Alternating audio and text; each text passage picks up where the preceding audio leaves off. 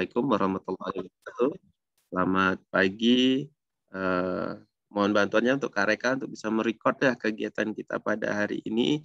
Insya Allah video kita pada pelatihan 2 hari ini nanti akan kita upload ke YouTube channelnya WIPEN. Jadi barangkali ada teman-teman yang ingin nanti ikut menyimak atau adik-adik ingin ikut menyimak gimana sih apa aja materi yang sudah disampaikan, maka bisa nanti melihat di YouTube kita ya. Dan insya Allah besok mungkin sudah bisa live YouTube. Kebetulan rencananya kegiatan pagi hari ini kita langsung pengen live YouTube, tapi masih harus menunggu verify 24 jam gitu ya. Jadi belum bisa. Oke. Izin untuk share screen ya, teman-teman semua. Yang terkendala dengan jaringan sehingga mungkin kalau menyalakan video sehingga mengakibatkan suara menjadi tidak terdengar dengan baik ataupun nanti putus-putus, ya boleh mematikan video, nggak apa-apa. Tapi menyalakan video jauh lebih baik biar saya tetap bisa melihat adik-adik ya. Nah, sebelum mulai ada beberapa hal yang ingin saya sampaikan. Di sini peserta yang untuk SD adalah kategorinya untuk siswa dan guru. Jadi ada beberapa hal nanti yang akan saya sampaikan untuk siswa dan juga ada beberapa hal yang juga untuk guru gitu ya, tapi pada dasarnya hal ini bermanfaat untuk kedua-duanya. Itu yang pertama. Yang kedua adalah karena ini bersifat informal class, jadi teman-teman bisa sambil santai, boleh sambil makan, boleh sambil minum, ataupun boleh sambil berinteraksi yang melakukan pekerjaan yang lain, mungkin yang sedang Ibu Bapak Guru sedang mengawas PAT ataupun sedang melakukan aktivitas di sekolah, silakan. Tetapi kami harapkan untuk tetap bisa menyimak kegiatan kita pagi hari ini dengan baik, gitu ya. Kemudian yang ketiga adalah saya senang diskusi, saya senang adanya bahan obrolan gitu ya. Jadi ketika ada pertanyaan yang belum dipahami dari yang saya sampaikan, silakan ditanyakan walaupun saya belum selesai menjelaskan. Ataupun begitu juga sebaliknya. Nanti saya akan bertanya kepada adik-adik satu-satu gitu ya. Mudah-mudahan dalam waktu 90 menit ke depan waktunya cukup. Nah, apakah slide saya sudah muncul di adik-adik semua? Terbaca dengan baik? Sudah. Oke, terima kasih banyak. Oke, saya sebentar ya, saya coba. Oke, nah ini saya beri judul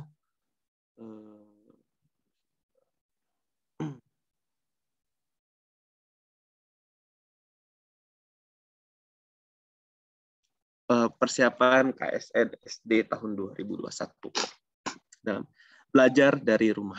Jadi kenapa saya juga mengangkat topik untuk teman-teman belajar dari rumah, karena kondisi COVID-19 belum berakhir sampai hari ini. Dan bagi peserta KSN itu sangat penting menjaga diri, menjaga protokol kesehatannya agar adik-adik pada saat nanti pelaksanaan tidak ada yang terpapar COVID-19 gitu ya.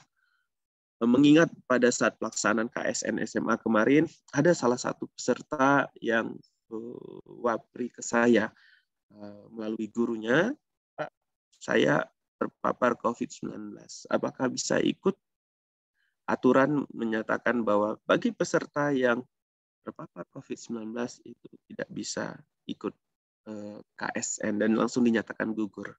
Tidak ada pelaksanaan KSN susulan. Oleh karena itu kami mohon kepada adik-adik jangan sampai nanti pada saat pelaksanaan KSN ada yang sakit gitu ya, apalagi sampai terpapar COVID-19. Jadi tetap belajar dari rumah. Kalau yang masih melaksanakan kegiatan belajarnya dari rumah, kalaupun yang sudah masuk di sekolah, mohon jaga protokol kesehatannya dengan sebaik-baik mungkin. Menggunakan masker, tetap rutin mencuci tangan, dan juga tetap physical distancing-nya ya. Nah, apa itu sih KSN gitu ya? Mungkin ada adik-adik yang baru bergabung, tujuannya ingin ikut berpartisipasi dan berdonasi, tapi belum tahu itu KSN apa gitu ya. Secara sederhana kita mengenal KSN itu sebagai kompetisi sains nasional. Ini adalah event tahunan yang diselenggarakan oleh Kemendikbud bagi adik-adik SD, SMP, dan SMA, termasuk ke perguruan tinggi, untuk fun, gitu ya, untuk saling mengasah kemampuan, di mana adik-adik akan berkompetisi berlomba begitu dalam bidang matematika dan sains, gitu ya. Untuk SD ada 2 bidang, yaitu bidang matematika dan IPA. Untuk SMP ada bidang matematika, IPA, dan IPS, dan untuk SMA ada 9 bidang. Apa sih tujuan dari KSN gitu ya? Secara umum, kalau menurut Pusprenas, kompetisi sains ini diharapkan menjadi salah satu wadah gitu ya, strategis untuk menyiapkan sumber daya manusia yang memiliki kemampuan yang handal di bidang sains dan memiliki karakter yang kuat, kokoh, tahan uji, gitu ya. Ini mungkin tujuan besarnya, gitu ya. Jadi karena ke depan adik-adik SD ini akan menjadi generasi-generasi pengganti kami, gitu ya. Dan diharapkan generasi-generasi ke depan jauh lebih baik, jauh lebih kuat, jauh lebih handal. Kenapa? Karena tantangan ke depan dalam menghadapi permasalahan-permasalahan yang ada itu semakin kompleks, semakin sulit, gitu ya. Jadi perlu menyiapkan diri dari sejak dini untuk bisa menjadi orang-orang yang memiliki karakter yang kuat, kokoh, dan tahan uji, gitu ya. Tapi tujuan lain yang saya lihat dari pelaksanaan KSN ini adalah menumbuhkan semangat kita untuk terus belajar, gitu ya. Jadi setidaknya kita terpacu ketika pada saat akan ada lomba, ketika pada saat kita telah menjadi juara, jadi kita terpacu untuk terus belajar dan meningkatkan kualitas diri kita. Karena hal yang terpenting sebetulnya adalah kita belajar itu bukan untuk berlomba saja, gitu ya, tapi berlomba-lomba lah untuk belajar. Jadi mudah-mudahan dari awalnya belajarnya itu hanya untuk ikut KSN, ternyata setelah belajar jadi senang, malah walaupun nggak ada KSN tetap semangat belajar. Kemudian membangun jejaring persahabatan dengan seluruh siswa-siswi. Jadi pada saat ajang KSN itu jangan menganggap siswa-siswa teman-teman kita yang dari sekolah lain itu menjadi saingan, tapi jadikan kesempatan untuk saling berkenalan, membangun jejaring, menambah teman, gitu ya. Karena musuh yang terbesar itu adalah bukan dari siswa-siswa yang lain, tapi dari diri kita sendiri dan juga soalnya. Bagaimana kita memanage diri kita, bagaimana kita berusaha mempersiapkan diri kita dengan sebaik mungkin. Siapapun saingan kita, kalau kita bisa mengerjakan soal dengan baik, itu nggak jadi halangan. Ya. Jadi kesempatan kompetisi sains nasional itu jadikan sebagai wadah untuk kita mencari sahabat sebanyak mungkin, bukan malah mencari musuh sebanyak mungkin, gitu ya. Lalu belajar untuk menerima kekalahan dan berusaha untuk bisa bangkit kembali, gitu ya. Mungkin kalau yang jelas dalam namanya lomba nggak mungkin ada yang menang semua, pasti ada yang kalah, gitu ya. Kalau semuanya jadi juara satu kan nggak seru juga ya. Ada 50 peserta yang ikut dan semuanya dapat medali emas, itu kan nggak seru, ya. Pasti ada yang kalah, pasti ada yang menang. Tapi dari sana kita bisa belajar bahwa bagaimana menerima kekalahan, kemudian bagaimana kita bisa untuk mengontrol emosi kita, bagaimana bisa mengontrol kesedihan kita agar kita bisa bangkit kembali, gitu ya. Karena ke depan bahwa belajar menerima kekalahan ini adalah hal yang baik, adik-adik. Karena kita nggak selamanya nanti kita berada di posisi atas, tapi ketika kita sudah terbiasa untuk belajar menerima kekalahan, ketika kita berada di posisi bawah nanti, maka kita akan mampu untuk bisa bangkit kembali, gitu ya. Banyak orang-orang yang mempersiapkan diri untuk berhasil, tapi tidak banyak yang mempersiapkan diri untuk menerima kegagalan.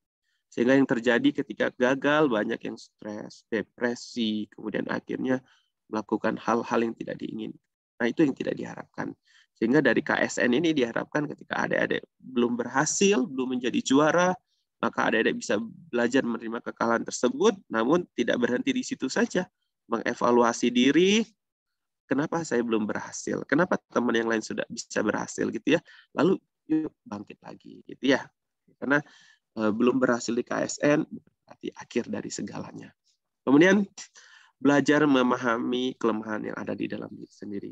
Sebaik-baiknya orang adalah orang yang mampu mengenali kelemahan yang ada dalam dirinya, gitu ya. Jadi teman-teman, Ketika pada saat belajar KS, oh iya, saya masih lemah di materi ini. Oh iya, saya masih belum baik dalam mengatur waktu belajar gitu ya. Agar ketika kita mengenal kelemahan diri kita, maka kita bisa berusaha untuk menutupi dan memperbaiki kelemahan tersebut. Lalu keenam, tujuan dari KSN belajar untuk bisa menghargai usaha gitu ya. Jadi dari sana kita nanti akan tahu bahwa tidak ada hasil yang diperoleh secara instan gitu ya.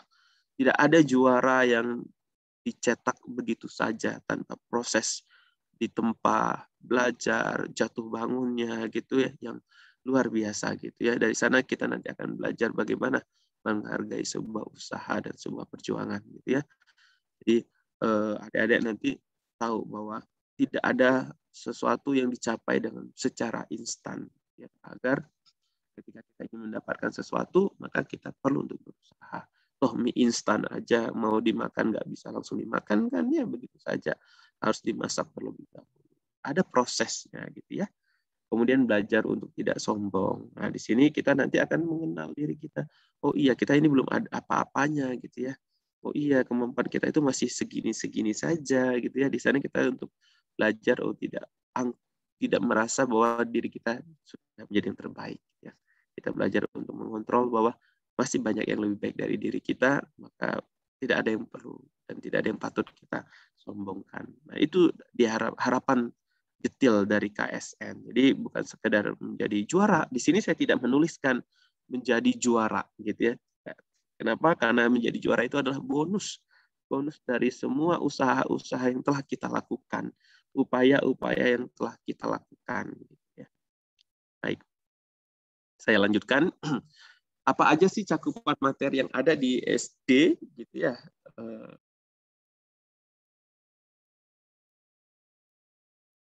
Apa aja cakupan materi-materi KSN yang ada di SD? Gitu ya. Pertama adalah bilangan. Ini berdasarkan silabus KSN SD tahun 2021. Jadi adik-adik sebetulnya bisa baca bagi yang belum punya. Kemudian ada bilangan, apa aja di dalam bilangannya nanti berbicara tentang bilangan bulat, bilangan rasional, bilangan prima, FPB gitu ya, KPK, mungkin ada keterbagian juga ya. Bagaimana operasi pada bilangan bulat, sifat-sifat bilangan bulat gitu ya, sifat-sifat bilangan rasional. Nah, nanti topik ini yang mungkin hari ini mudah-mudahan cukup, kita akan diskusikan secara detail gitu ya.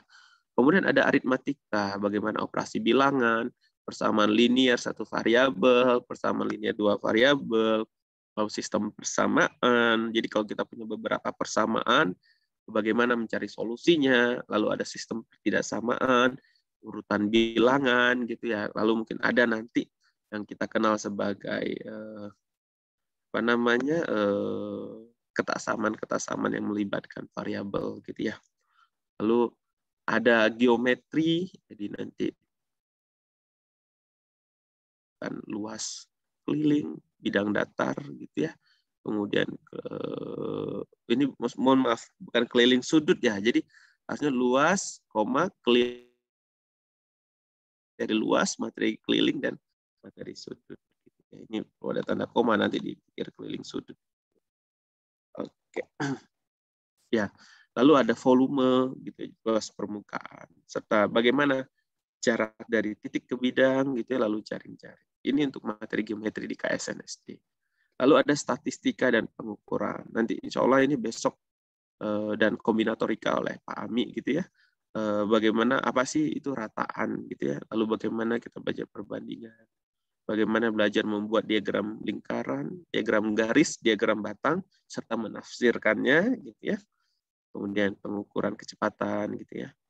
Lalu di kombinatorika nanti bagaimana penggunaan kombinasi dengan teknik counting problem gitu ya. Lalu bagaimana penggunaan pola dengan menggunakan kombinasi. Nah, di sini nanti Pak Ami besok akan berbagi kepada adik-adik SD ya.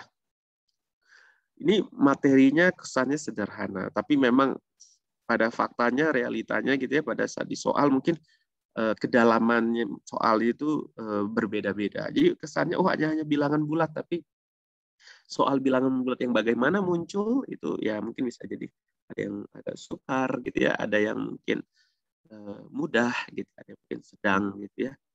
Nah, tapi pada dasarnya insya Allah tidak keluar dari topik besar ini. Nah, ini materinya dari kelas berapa, Kak? Dari kelas 3, kelas 4, kelas 5, begitu ya. Mungkin yang di kelas 6 juga ada. Kak, saya masih kelas 4, gitu ya. Nah, inilah tantangannya. Jadi ketika kita masih kelas 4, yuk coba kejar pelajari materi kelas 5, gitu ya. Pelajari kelas 6, gitu ya. Nah, biar apa? Biar nanti materi-materi yang belum didapat di kelas 4 itu bisa tercapai gitu ya. Bahkan beberapa anak-anak yang ikut KSN saya lihat sudah mulai mempelajari materi yang di SMP gitu ya, kalau yang bagi ada yang SD. Tapi mungkin bagi sebagian guru di sekolah ya, kalau Pak kan jangankan untuk ikut KSN, yang matematika, suka matematik aja masih sedikit gitu ya. Memang itu jadi permasalahan sih ya.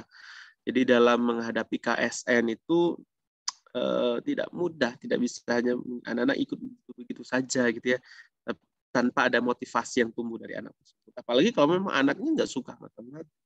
Karena permasalahan matematika ini memang permasalahan yang sedikit apa namanya tidak mudah ya. Walaupun banyak peserta yang senang matematik, banyak juga yang nggak suka matematika. Gitu ya.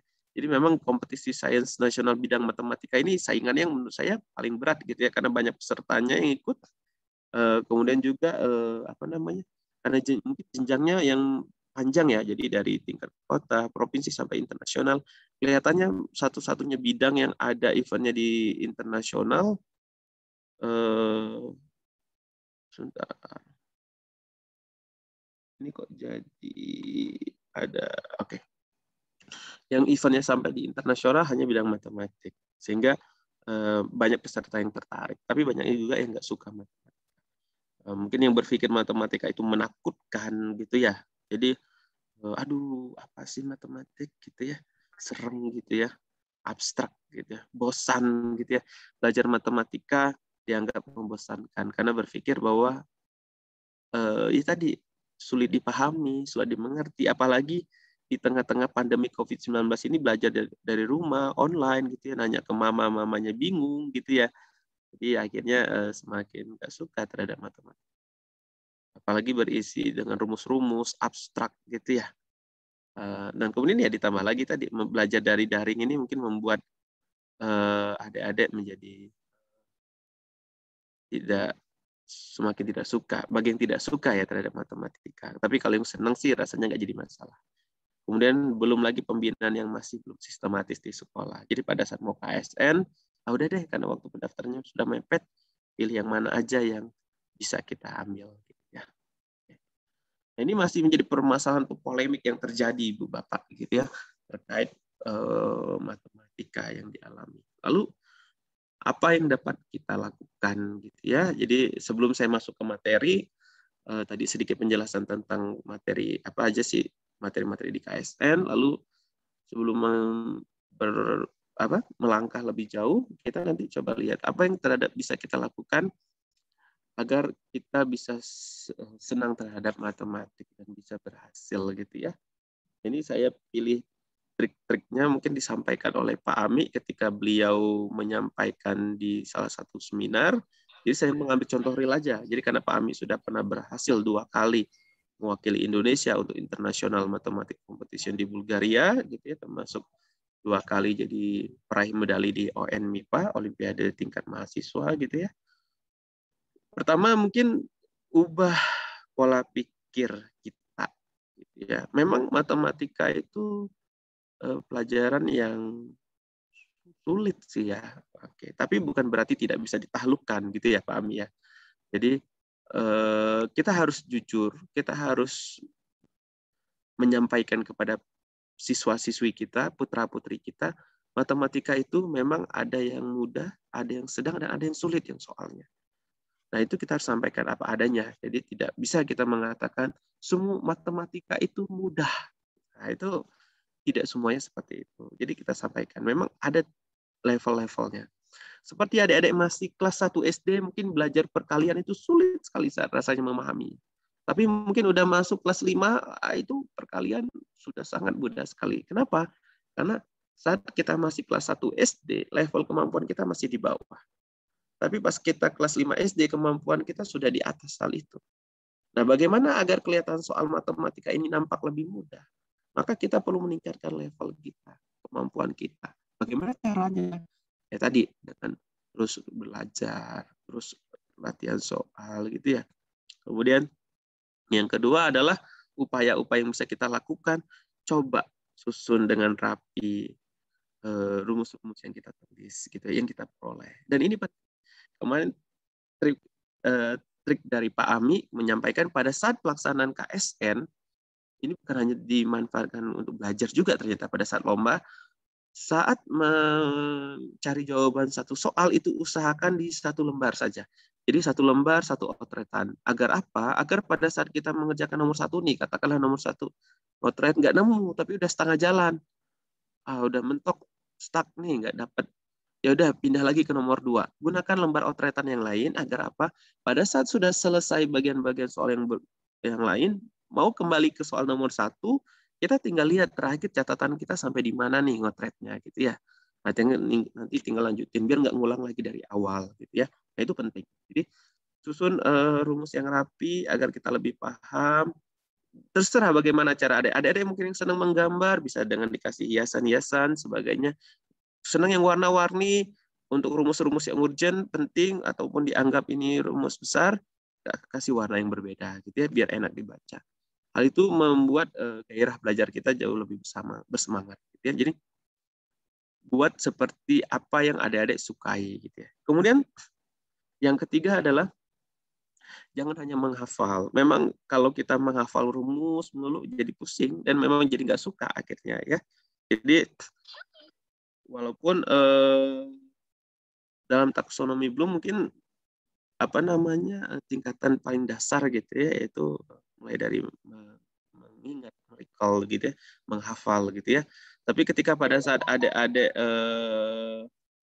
mulai melihat rumus ini mungkin belum paham ya, hanya sekadar dalam tahap menghafal saja, tapi kemudian sesudah itu tingkatkan, mulai memahami ini dari mana, kenapa gitu ya, kenapa sih ini muncul tuh dan seperti apa prosesnya, agar ketika pada saat kita lupa gitu ya, maka adik-adik bisa kembali untuk mengkonstruksi hal tersebut gitu ya, mencoba untuk membuat hal tersebut. Dan ini mungkin ibu bapak guru di sekolah bisa sampaikan ke siswanya gitu ya, ketika pada saat berbicara tentang misalkan jumlah bilangan asli pertama. Kadang-kadang kan sering muncul soal-soal di Olimpiade berapa jumlah 1, 2, 3 sampai dengan 1000 nih.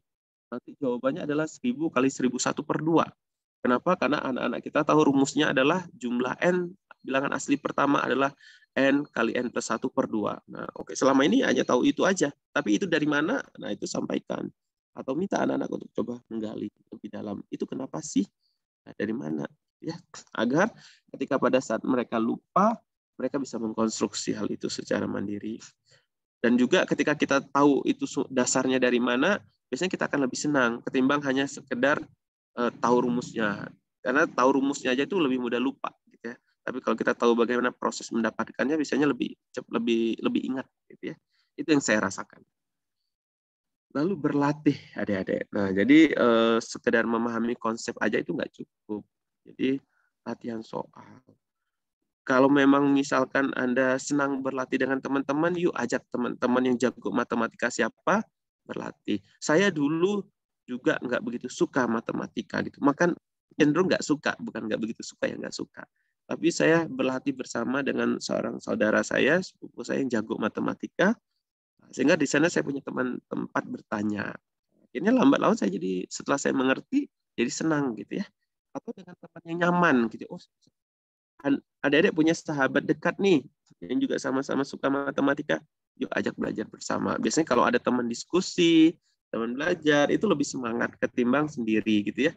Karena kalau sendiri setengah jam belajar, sesudah itu mungkin jangan pengen tidur gitu ya.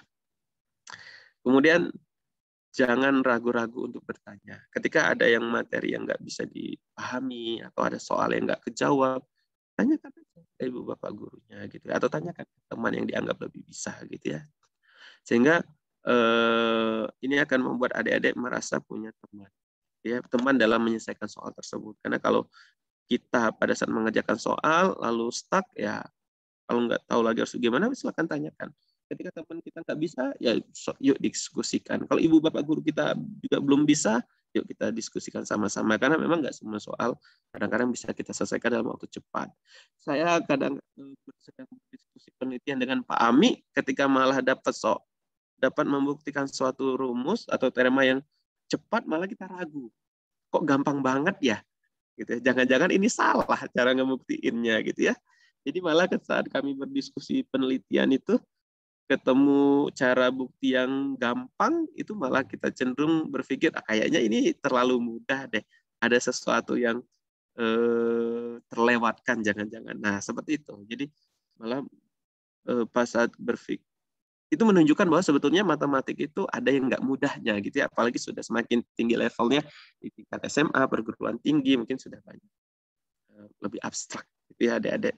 Nah, jadi jangan sungkan-sungkan untuk bertanya. Dan yakinlah teman-teman Anda juga mungkin tidak akan mentertawakan Anda ketika Anda bertanya. Jadi jangan khawatir ditertawakan, jangan khawatir merasa nanti, aduh kalau pertanyaan saya kayak gini akan dicemooh nggak ya oleh teman-teman, atau dianggap remeh nggak ya? Nah, insya Allah saya yakin nggak akan seperti itu gitu ya.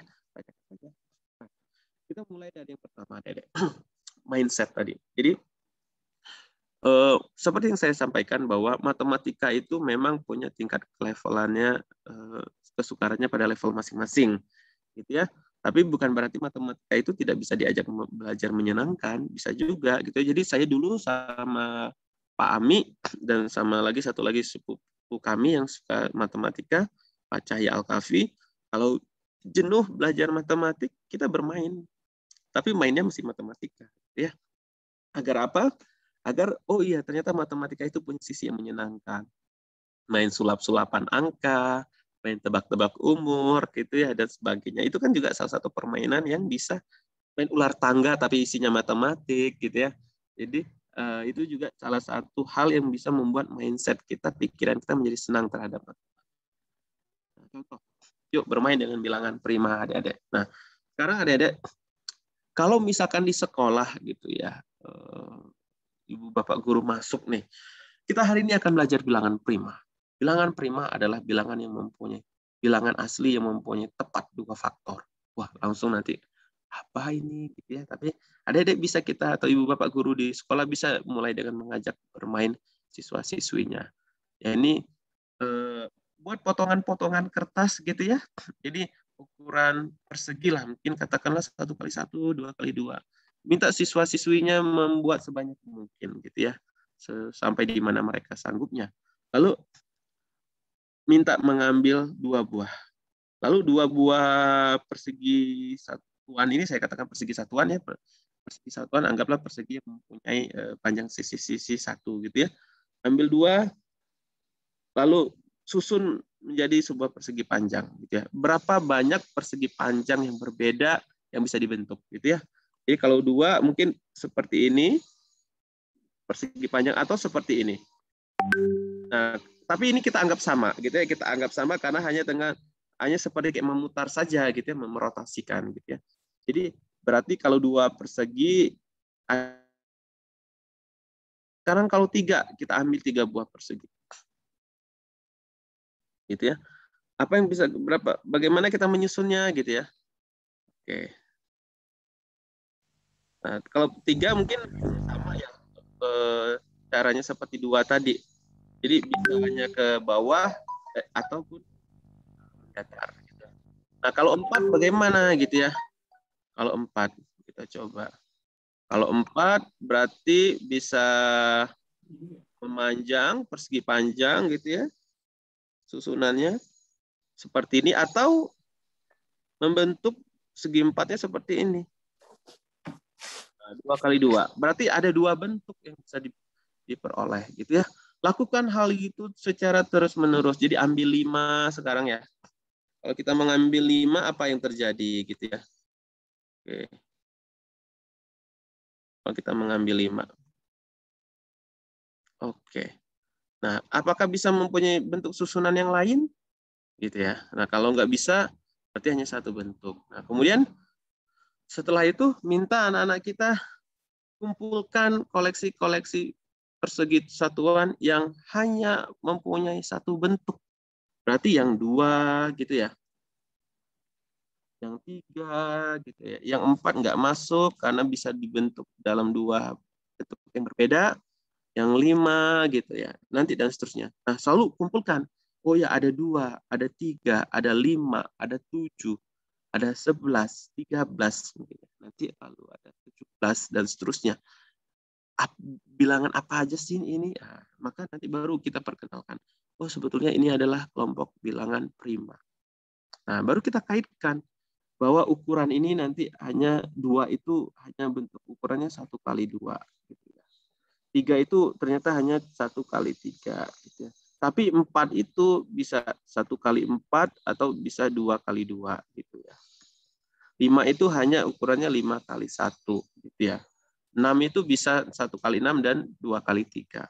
Nah, ternyata kelompok-kelompok bilangan 2, 3, 5 tadi, dia hanya mempunyai 2 faktor, yaitu 1, gitu ya, dan dirinya sendiri, gitu ya.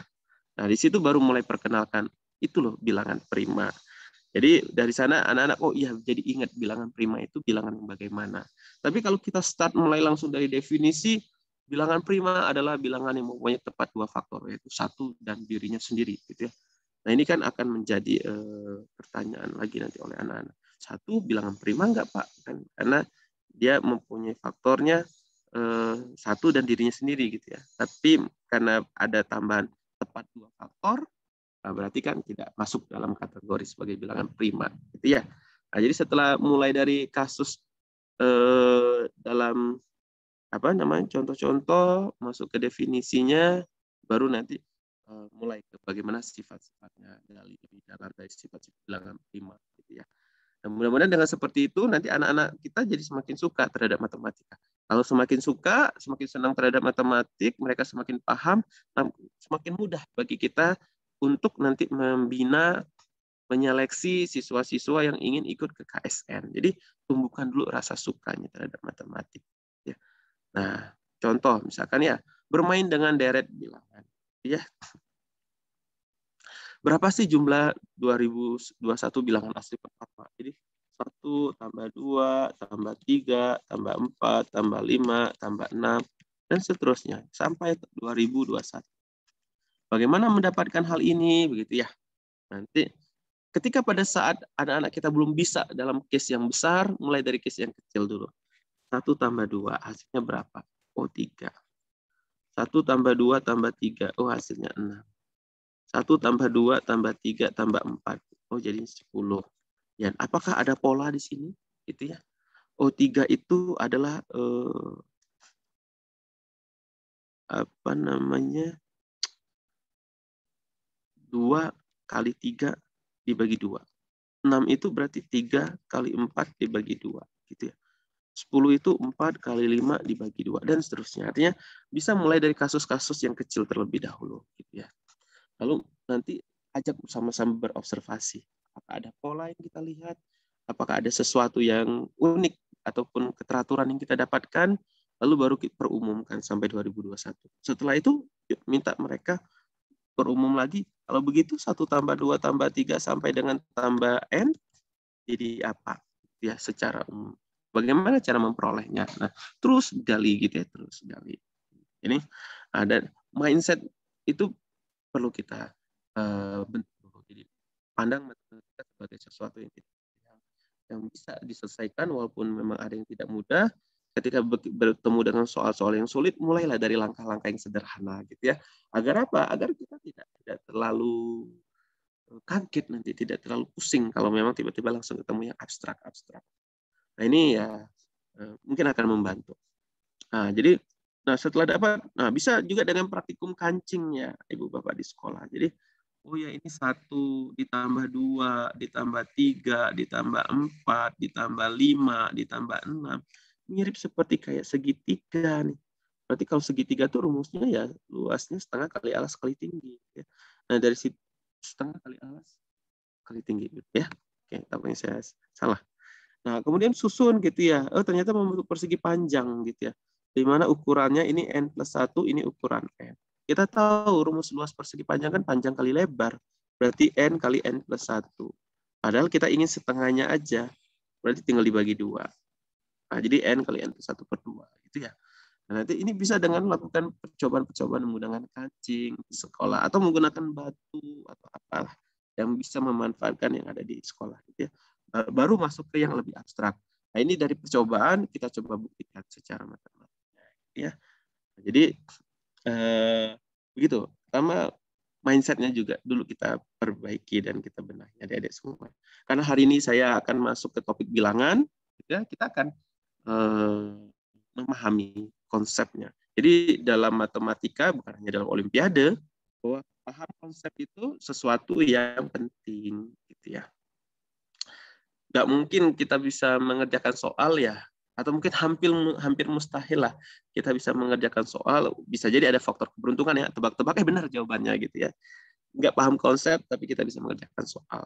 Apa sih bilangan gitu? Jangan sampai pada saat nanti ada soal muncul diberikan himpunan bilangan bulat.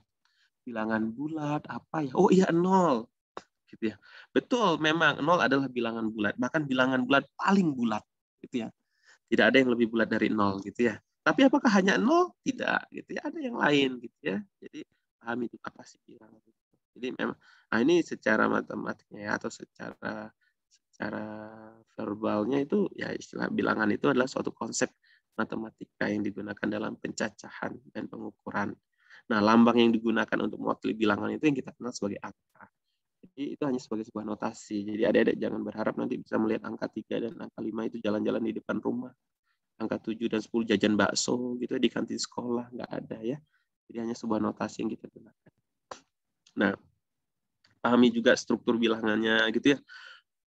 Dari mulai, oh ya ada bilangan. Mudah-mudahan ini kebaca ya, jadi ini agak kecil. Adik-adik nggak perlu mencatat, nanti slide ini akan saya share ke adik-adik melalui chat grup di akhir bukan perkuliahan ya, diskusi kita. Nah, jadi nanti dari mulai bilangan bulat gitu ya, start dari bilangan asli. Bilangan asli itu kenapa dia dinamakan dengan bilangan asli? Mungkin karena dia beranjak dari menghitung benda-benda yang ada di sekitar kita. Jadi yang dari 1, 2, 3, dan seterusnya. Lalu pada bilangan asli, nanti coba adik-adik gali terus, observasi gitu ya. Ada apa aja karakter dari bilangan asli? Oh, dia cuma punya 2 tipe, genap dan ganjil gitu ya. Kemudian dia ada bilangan prima dan bukan bilangan prima. Lalu lebih jauh naik ke bilangan bulat. Gitu ya.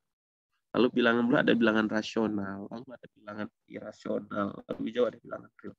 Nah, ada yang lebih dipandang lebih umum lagi dari bilangan real, yaitu bilangan kompleks. Tapi kita nggak mempelajari hal itu ya.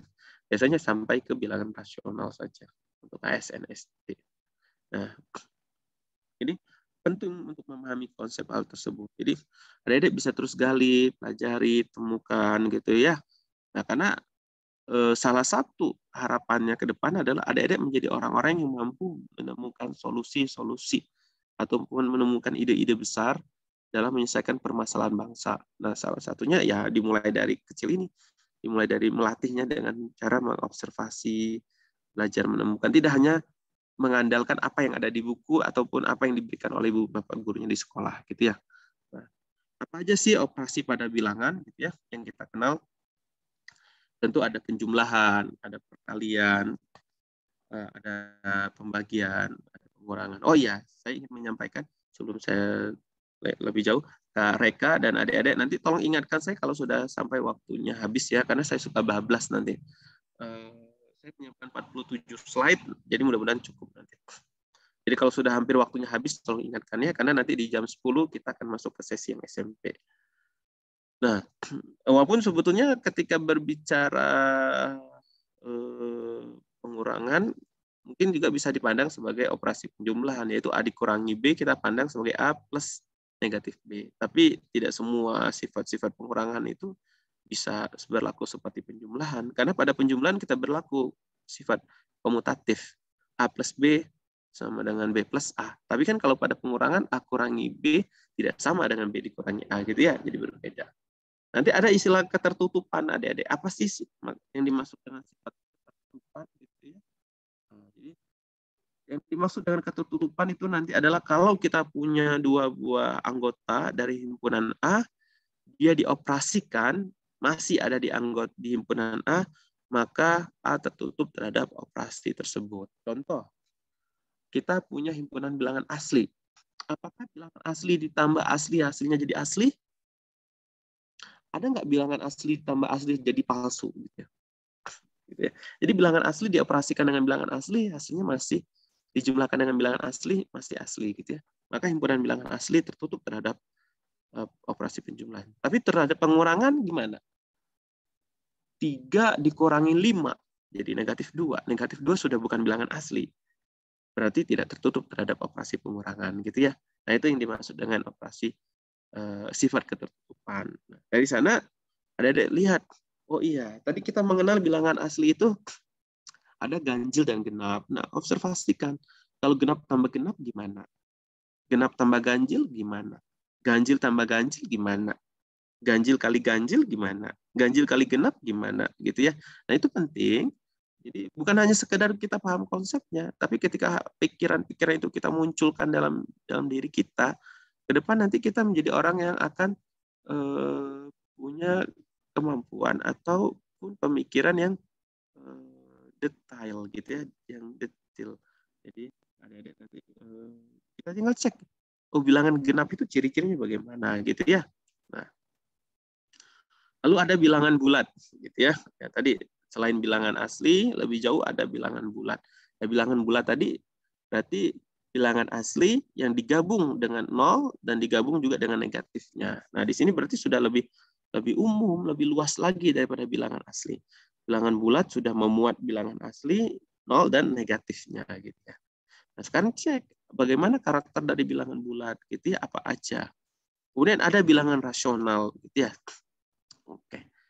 Nah, bilangan rasional jadi misal ini dimotivasi dari kita punya satu buah benda, lalu kita patahkan menjadi 2. Apakah ini 2? Kan enggak ya. Jadi karena kita tahu mungkin satu lebih kecil dari 2, tapi kalau satu benda dipatahkan, maka menjadi lebih sedikit. Nah, ini apa nih namanya gitu ya? Pecahan apa gitu ya. Jadi mungkin adik-adik di SD mengenalnya dengan bilangan pecahan gitu ya. Jadi istilah bilangan pecahan kita kenal sebagai bilangan rasional. Bilangan yang bisa dinyatakan dalam bentuk P per Q. Gitu ya, dengan P-nya bilangan bulat, Q-nya tidak sama dengan 0 gitu ya, karena kalau 0 dia tidak definisi. Dan FPBPQ-nya 1. FPBPQ-nya 1 berarti kita memilih antara 2/4 dengan 1/2, mana yang kita masukkan ke dalam himpunan tersebut. Maka yang bentuknya lebih sederhana gitu ya, yaitu 1/2. Oke, nah sekarang adik-adik bisakah adik-adik melihat sifat apa aja yang berlaku pada bilangan rasional gitu ya. Nah, jadi cek rasional ditambah rasional gimana?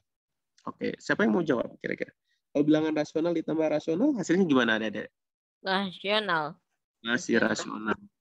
Kalau rasional kali rasional? Masih rasional. Masih rasional. Rasional bagi rasional? Masih rasional juga. Masih rasional. Jadi bilangan rasional dia tertutup terhadap operasi pembagian ya dengan tak nolnya. Perkalian gitu ya. Lalu kalau kita lihat apa aja lagi karakter yang ada pada bilangan rasional. Kalau kita nyatakan dalam bentuk pecahan desimal, biasanya ada pengulangan angka di belakangnya gitu ya. Dan setiap pengulangan angka di belakang komanya itu bisa kita nyatakan sebagai bilangan rasional. Contoh misalkan begini. Adik-adik kan sering mungkin misalkan ada bilangan seperti ini. Oh, ini tuh 0,5. Nah, ini kan 0,50000 ya sebetulnya. Nah, ada pengulangan angka di belakangnya. Nah, kalau adik-adik ketemu bilangan yang seperti itu, katakanlah 1,31313131 yang pengulangan angkanya sama, gitu ya, maka ini tuh selalu bisa kita nyatakan paper key. Bagaimana cara merubah menjadi bentuk paper key? Gitu ya. Misalkan dulu dia sebagai X gitu ya, atau sebagai A dan sebagainya. Jadi kita pandang ini sebagai sesuatu yang berbeda lah. Katakanlah dia A. Karena dia pengulangannya 2 angka, kalikan dengan 100. 100A. Berarti kita punya apa? Ini saya menggunakan A bukan karena nama saya Al ya. Dia adik-adik boleh pakai B, C, dan sebagainya. Nggak jadi masalah. Itu hanya sebuah notasi saja. Jadi 131, 31, 31, 31, dan seterusnya. Tulis kembali A-nya di bawah. Yaitu 1,31, 31, 31. kurangi. Ya. Berarti kalau kita lihat kan di sisanya jadi berapa? 130 ya. Yang sebelah kanan adalah 99A. Berarti A-nya berapa dong? 130 dibagi 99. Bisa disederhanakan nggak?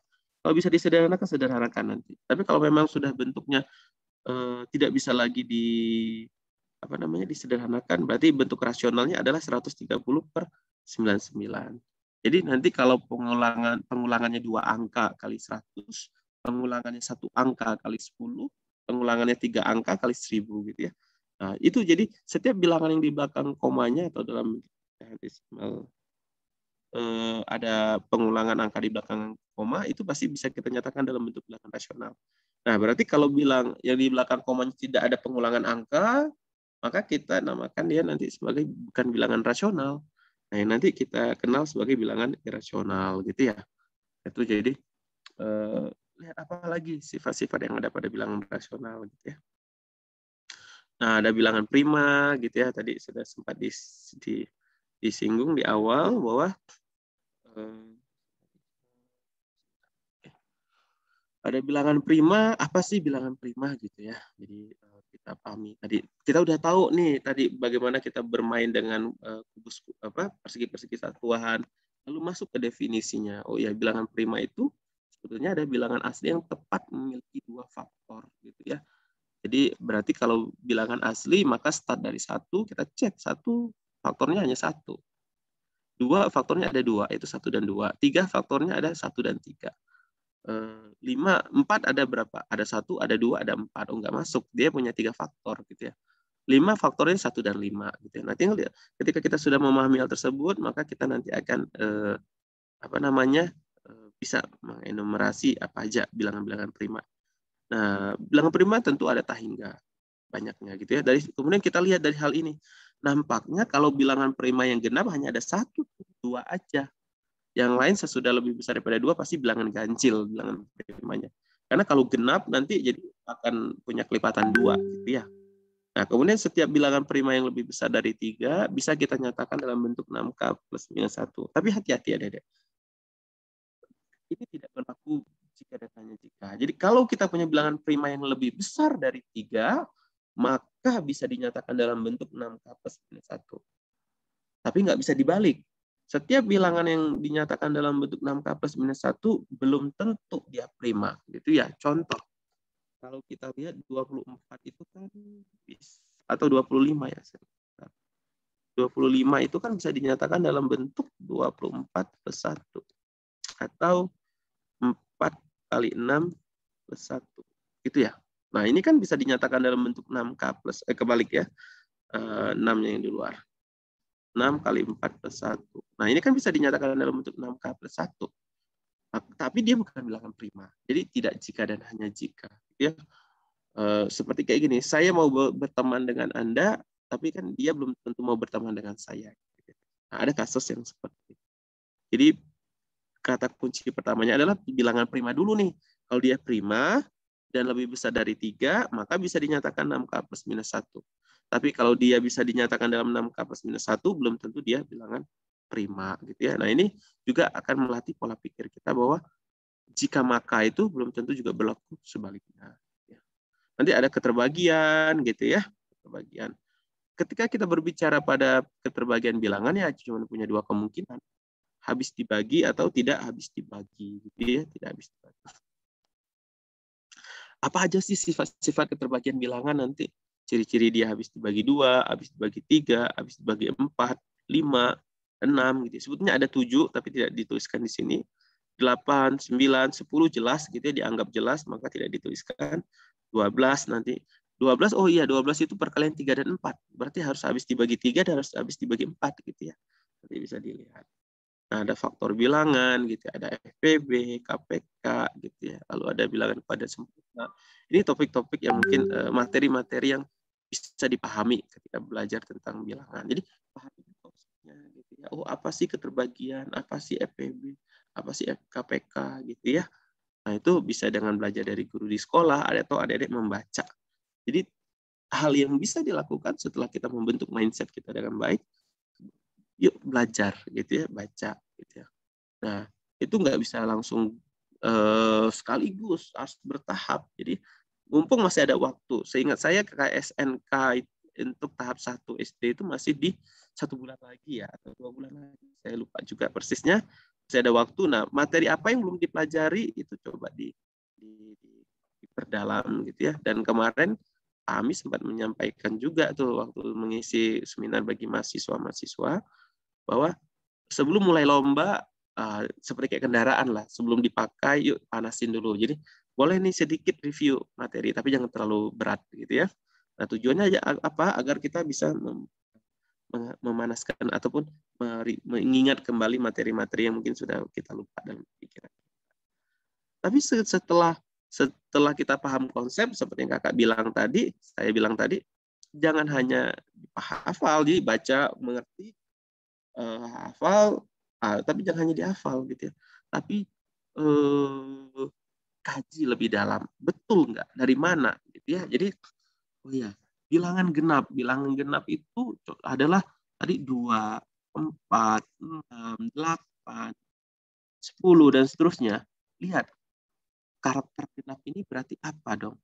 Oh, ini 2 itu 2 kali 1, 4 itu 2 kali 2, 6 itu 2 kali 3, 8 itu 2 kali 4, 10 itu 2 kali 5. Berarti bilangan genap itu jangan bisa dinyatakan dalam bentuk 2 kali K, gitu kan ya? Berarti satu kita sudah dapat ciri-ciri bilangan genap. Jadi ketika pada saat ditanya bilangan genap itu apa, berarti bilangan yang bisa dinyatakan dalam bentuk 2K atau kelipatan 2 untuk hanya bilangan bulat. Ya. Ini bilangan genap. Lalu kalau begitu ganjil gimana dong? Nah, kalau ganjil kan tadi 1, 3, 5, 7, 9, gitu ya, 11. Tadi kalau 2 itu 2 kali 1, berarti 3, 2 kali 1 tambah 1. 5 itu berarti 2 kali 2 tambah 1. 7 itu berarti 2 kali 3 tambah 1, gitu ya. Dan sebagainya. Kalau 1 itu berarti gimana dong? 0, 2 kali 0 tambah 1, gitu ya. Dan seterusnya. Berarti bilangan ganjil bisa dinyatakan dalam bentuk 2K plus 1.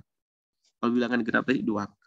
Nah, dari sana berarti apa yang dapat kita lakukan, gitu ya. Jadi kalau saya punya genap nih,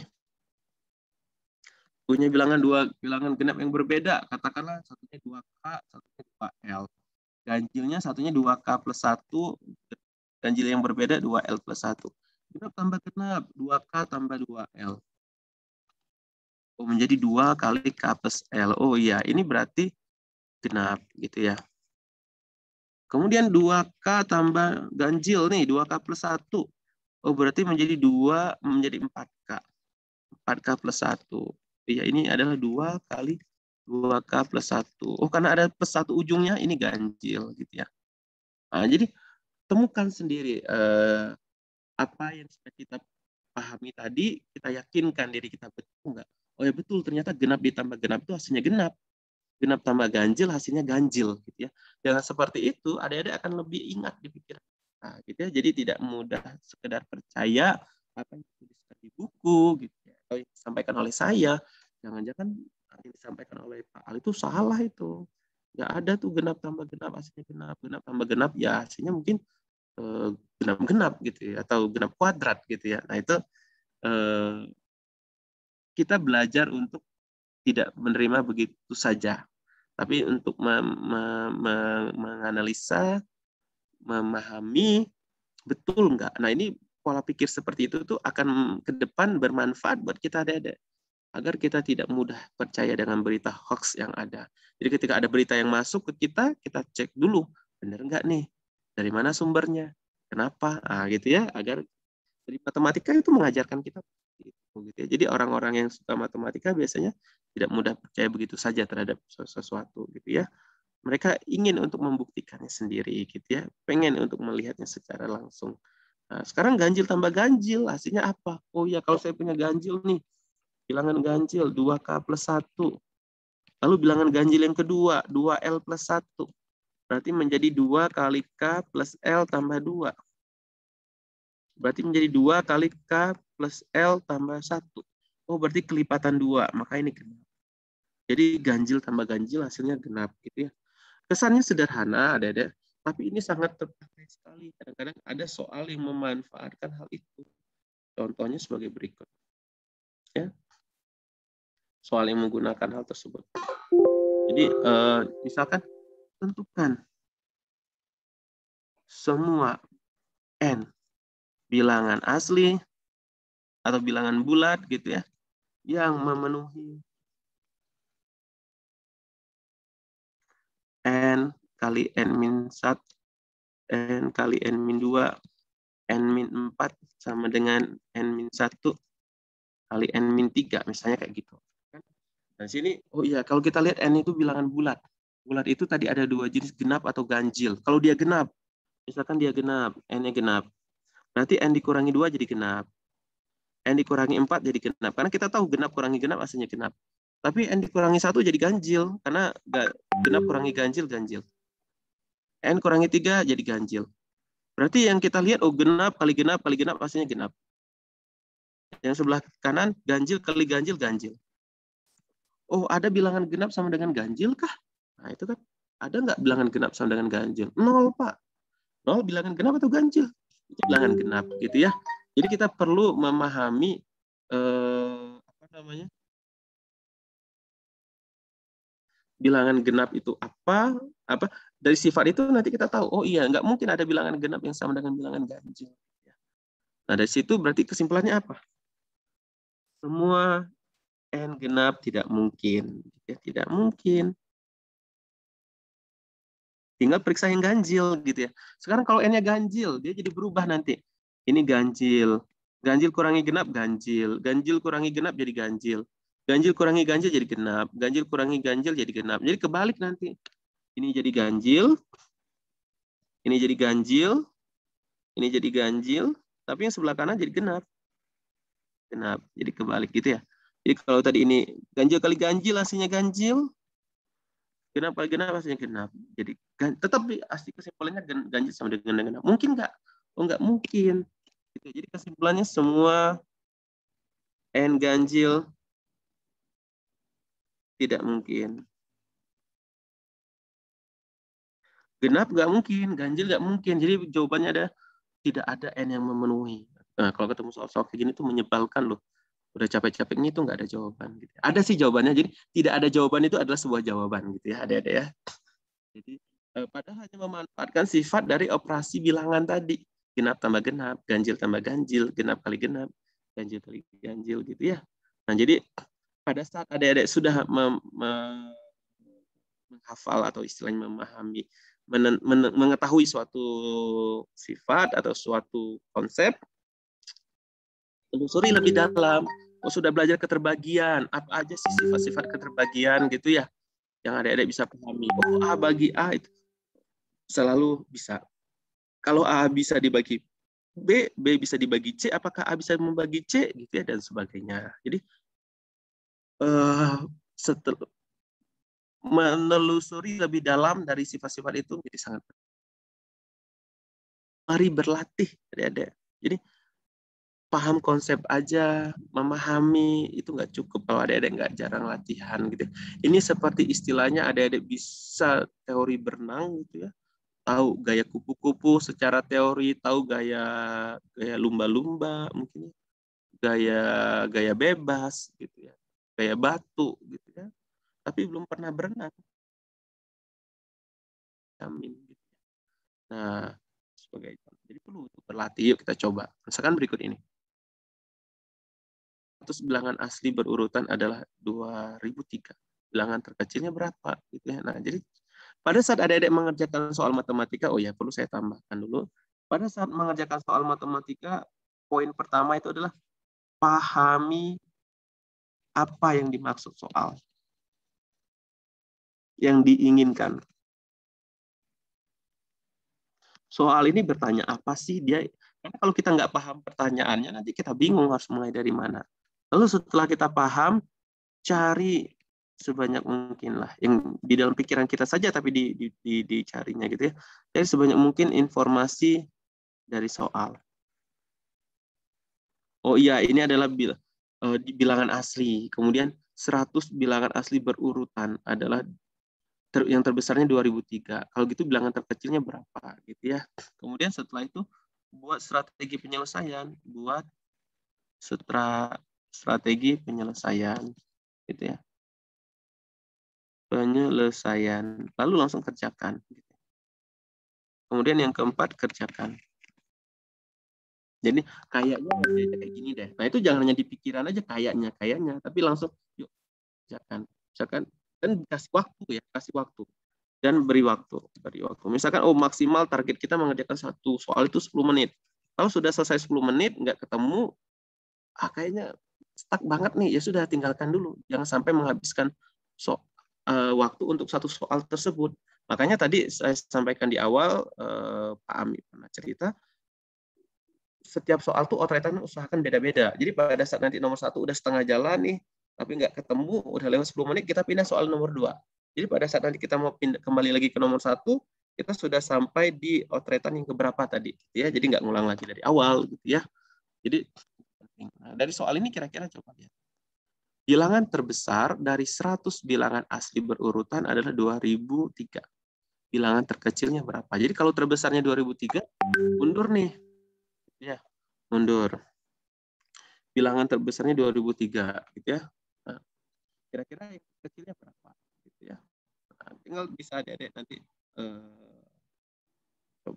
kita coba sama-sama. Sebentar, saya hapus dulu yang bagian ini. Bisa nggak yang hapusnya? Nah. Bentar ya. Ini kalau saya lihat coba. Nah, ini kayaknya bisa dihapus yang bawahnya. Oke. Saya hapus dulu ya. Ya, jadi gimana nih kira-kira? Nah, kalau misalkan bingung, kita bisa mulai dari yang sederhana dulu.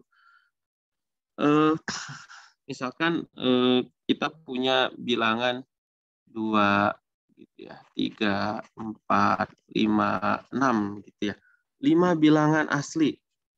Gitu ya, 5 bilangan asli berurutan. Terbesarnya 6, gitu ya. Terbesarnya 6, gitu ya. Ini 5 berurutan, 5 berurutan. Terkecilnya berapa, gitu ya. Terkecilnya berapa? Gitu ya. Jadi terkecilnya 2. 2 nih dari mana? Kalau kita lihat 2 ini kan sama dengan 6 dikurangi 5 tambah 1. Gitu ya. Jangan-jangan olehnya kayak gitu. Sekarang coba lagi. Misalkan dari 3, 4, 5, 6, 7, 8, 9. Ini 1, 2, 3, 4, 5, 6, 7. 7 bilangan asli. Terbesarnya 9. Gitu ya. Dari 7 urutan. 7 urutan. Terkecilnya 3. 3 itu, 3 itu adalah 9 kurangi 7 tambah 1. Berarti betul. Bilangan terbesar kurangi dengan banyaknya bilangan tambah 1 polanya. Berarti kalau kita punya 100 bilangan asli berurutan dan terbesarnya 2003, maka terkecilnya adalah 2003 kurangi 100 nanti tambah 1 gitu ya. Dapatlah bilangan terkecil ya. Begitu. Jadi Adik-adik ketika pada saat bingung bisa start dari kasus-kasus yang sederhana. Ini penting agar kita melihat matematika itu nggak langsung susah gitu ya. Aduh ini 100 bilangan asli berurutan 2003 besar-besar banget gitu ya. Nah kalau udah seperti itu nanti kita akan cenderung untuk menghindar deh, kayaknya soal ini sulit deh. Udah nggak usah dikerjakan. Nanti ketemu soal yang sulit nggak dikerjakan. Ketemu soal ini mah mudah nggak usah dikerjakan. Jadi mudah nggak dikerjakan, sulit nggak dikerjakan. Akhirnya nggak ada yang dikerjakan gitu ya.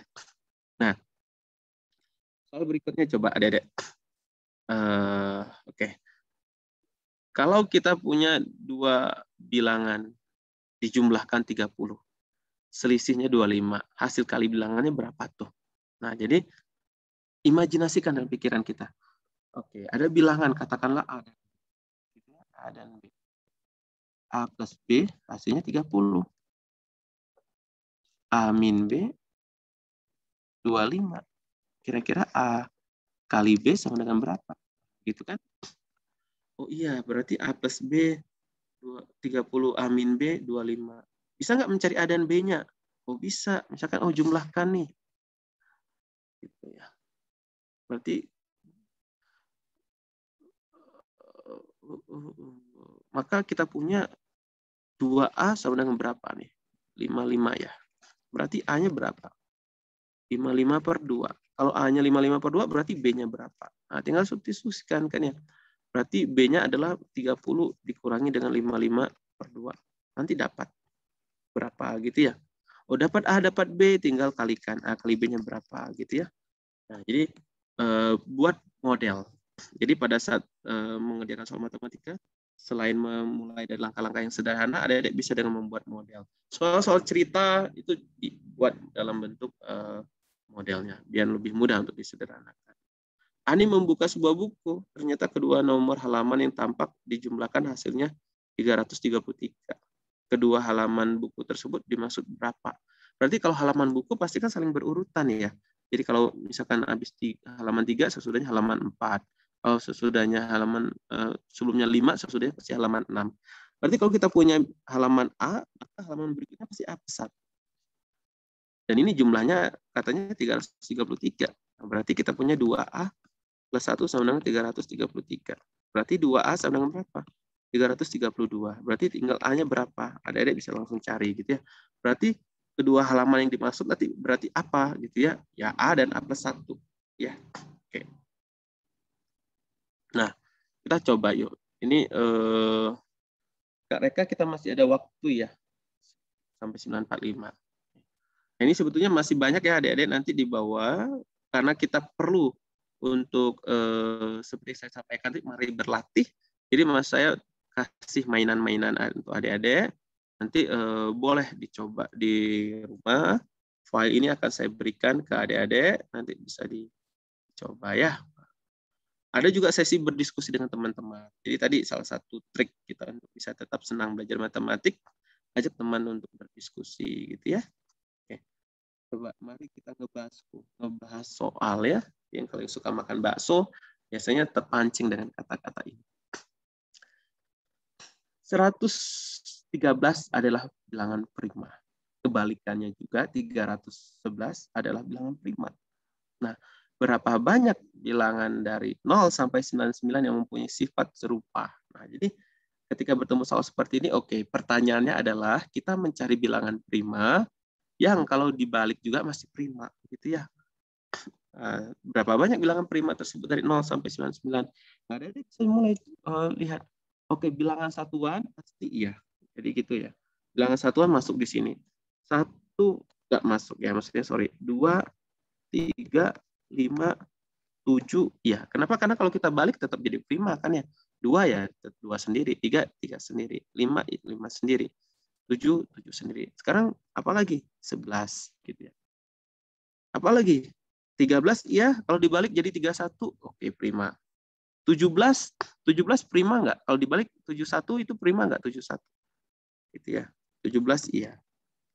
Jadi 11, 13, 17, 19 prima betul. Tapi kalau dibalik 91 itu prima nggak kalau 91? Oh, 91 itu nggak prima ternyata. 91 ini kelipatan 7 gitu ya. Berarti 91 ini adalah 13 kali 7 ya. Betul ya. Jadi dia bukan nggak masuk 19. Kemudian yang genap-genapnya misalkan 23 dibalik 32. Oh, 32 bukan.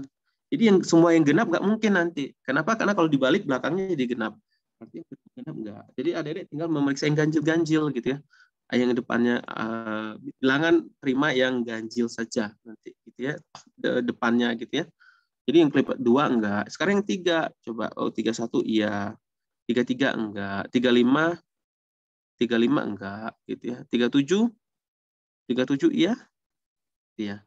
Kemudian apa lagi?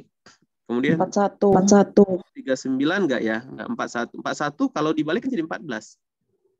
Enggak kan ya?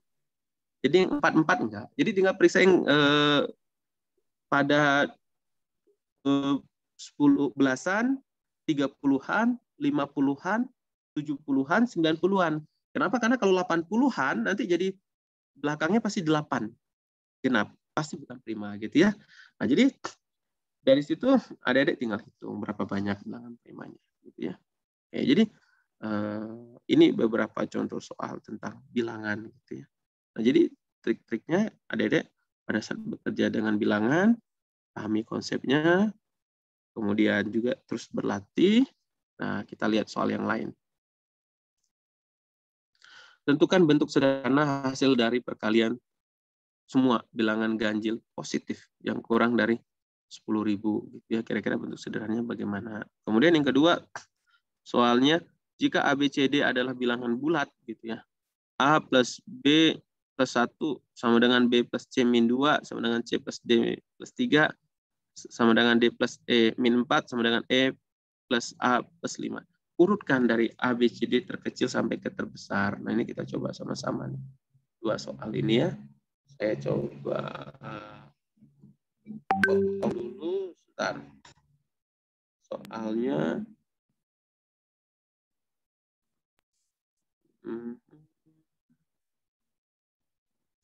Ya.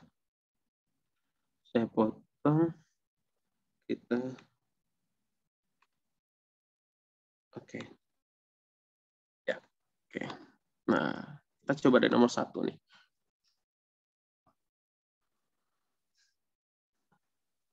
Tapi mungkin nomor 1 kayaknya belum cocok deh, karena ada melibatkan faktorial kelihatannya. Dari 2 dulu deh.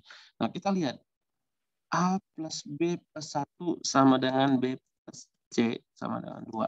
Ya. Sama dengan C plus D plus 3 sama dengan D plus E min 4. Sama dengan E plus A plus 5. Gitu ya. Oke, kita lihat dulu 2 yang pertama. Gitu ya. Berarti kalau kita punya A plus B plus 1 sama dengan B plus C min 2, berarti kita punya apa? Ada yang bisa saling dihilangkan? B hilang. Gitu ya. Kedua ruas kurangi dengan B. Kemudian A plus 1 sama dengan C min 2. Berarti A sama dengan C min 3. Berarti antara A dan C besaran mana ada? Kalau A sama dengan C min 3, besaran mana? Kalau A sama dengan C min 3, besaran mana? Menurut adik-adik? C. Besaran C. Iya. Dari sini berarti kita punya A lebih kecil dari C. Sudah satu hubungan yang kita dapat. Sekarang lihat yang keduanya. B plus C min 2 sama dengan C plus D plus 3. Oke, berarti kita punya B sama dengan apa nih? B sama dengan D plus 5. D plus 5. D. Besaran B. Besaran? B. Besaran? B. Ya, B. jadi di sini D lebih kecil dari B ya? Gitu ya? Iya. Lalu kita lihat Ya. lagi. C plus D plus 3 sama dengan D plus min 4. Berarti kita punya C sama dengan E min 7 ya? Iya. Maka C lebih kecil dari E gitu ya. Lalu apalagi ini dan ini gitu ya. Dari sini apa yang bisa kita dapatkan? Bahwa D plus E min 4 sama dengan E plus A plus 5. Berarti kita punya D sama dengan D sama dengan A plus 9. A plus 9. Maka hubungan yang kita dapat adalah A lebih kurang dari D. Ya. Oke. Sudah ada nih A kurang dari C gitu ya.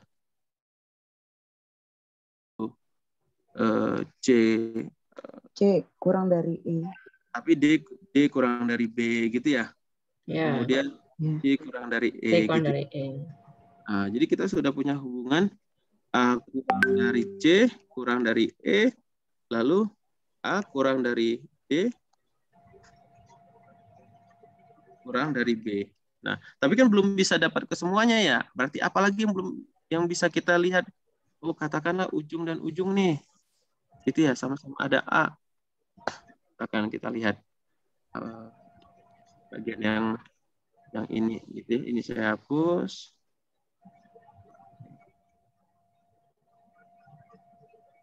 Berarti kita punya apa sekarang? A plus B plus sama dengan E plus A plus 5. Berarti dapatnya gimana? B plus 1, E plus 5. Berarti B-nya gimana dong? E plus apa ya? E plus 4. Besaran mana dong E dan B? B besar. B lebih besar daripada E. Jadi E lebih kecil dari B gitu ya. Nah, berarti kita masih sudah punya Ya, Satu lagi. Kurang daripada kurang dari B. B. Gitu ya. Tadi apa tadi? A kurang dari C kurang dari B. Sorry, yang tadi satu lagi apa ya? Yang kehapus D sama ya saya. belum. D. Yang D. kehapus sama D. saya tadi A, D, B. D Gitu ya. kurang B. Nah, ini kurang daripada B. Nah, tinggal nanti hubungan dengan D gimana gitu ya. Apakah Iya. D-nya lebih besar daripada E atau lebih kecil dari E gitu ya. Nah, nanti teman-teman bisa lihat apa D kurang ya. dari B. C kurang dari B dari mana kita dapat nanti? Yang jelas A kurang dari C kurang dari E kurang dari B. Lalu A kurang dari D, kurang dari B. Nah, D nih yang kita nggak tahu posisinya ada di mana. Apakah D-nya di sini, atau di sini, atau di mana, gitu kan ya. Nah, tinggal teman-teman lihat berarti hubungan yang D. Mana aja yang ada D nih, gitu kan ya. Oh, yang ada D ini, Ya. ya. Yang ada D-nya ini, gitu ya. Tadi dari yang sudah kita outright tadi, makanya saya nggak hapus tadi biar memudahkan kita untuk menelusurinya. Gitu ya. Ini tadi, ini kan keterkaitan yang kita punya. Berarti coba kita lihat antara E dan D. Dari mana kita bisa dapat hubungan antara E dan D? Bisa nggak? Jadi tadi kita punya D, B. B ganti D. B. B sama dengan E tambah 4. B sama dengan D tambah 5. Good. B adalah E tambah 4. Kita ganti B-nya. B-nya adalah D tambah 5 kan ya? 5. Nah, jadi E tambah 4. Berarti D sama dengan E tambah 1. Berarti D sama E gedean mana? E kurang 1. E kurang dari D. Gitu ya? E kurang 1. Betul ya? D sama dengan E kurang 1. Ya, betul. D sama dengan, oh ya, D. mohon maaf. E kurang 1. E kurang 1, ya. Sengaja disalahin, biar dikoreksi. Orang matematika pintar aja ngeles nih, Bu ya. Terima kasih. Jadi berarti yang gedean adalah E lebih besar daripada D ya? Iya. D itu lebih kecil dari E gitu ya. Jadi sekarang berarti hubungannya dengan C ini. Berarti jelas E lebih kecil dari E, lebih kecil dari B gitu ya. E sama C ya. Tinggal D sama C. Yang mana yang bisa kita lihat hubungan D sama C? D sama C itu, oh ya, antara ini dan ini ya nanti. Ya, ambil A sama C min 3. Berarti A sama dengan C min 3, D sama dengan A plus 9 ya. Good. Saya hapus dulu. Oh, sudah. Berarti jadi kita dapat apa di sini? Saya ngotot di sini ya. A sama dengan C min 3. A-nya sendiri adalah D min 9. Sama dengan C min 3. Berarti D sama dengan berapa nih? C plus 6 ya? Berarti kita punya C lebih kecil dari D ya? Iya. C lebih kecil dari D, berarti hubungannya adalah A lebih kecil dari C lebih kecil dari D lebih kecil dari E lebih kecil dari B. Punya nih urutan dari itu besar. A, C, D, E, B gitu ya. Nah, begitu. Ada semua. Jadi pada saat mengerjakan soal matematik bilangan, mulai dari yang kecil sederhana dulu. Lihat, oh ini sama ini keterkaitannya apa? Apa yang dapat disimpulkan dari keterkaitan ini dan ini? Ini sama ini keterkaitannya apa? Apa yang dapat disimpulkan gitu ya? Nah, nanti ada juga soal latihan mandiri. Dia bisa coba gitu ya. Kemudian ketika ada pertanyaan dari soal-soal ini yang tidak bisa dipahami, kita masih ada grup Telegram ya. Nanti kita bisa diskusi di sana karena waktunya singkat. Besok nanti akan berjumpa dengan Pak Ami. Saya pikir karena udah pukul 9.52, saya harus stop di sini. Terima kasih banyak. Saya izin dulu kirim materi ini via chat. Sebentar ya, saya save dulu adik-adik.